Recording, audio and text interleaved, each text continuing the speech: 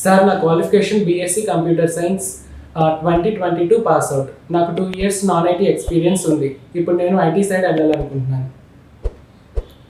Okay, మీకు already 2 years experience ఉంది non ఐటీలో. సో ఐటీ సైడ్ వెళ్ళాలనుకుంటున్నారు, వెళ్ళొచ్చండి. కాకపోతే ఈ నాన్ ఐటీలో మీకు ఉన్న ఎక్స్పీరియన్స్ని ఖచ్చితంగా ఆ ఎక్స్పీరియన్స్ని ఐటీలోకి చూపిస్తే better package and better career options ఉంటాయి.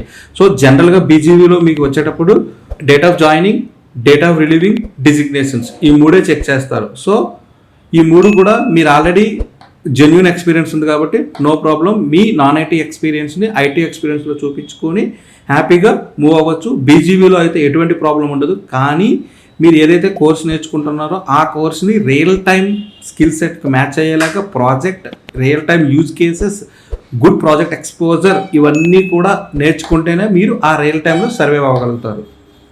ఈ వీడియో మీకు యూస్ఫుల్ అనిపిస్తే లైక్, షేర్, సబ్స్క్రైబ్.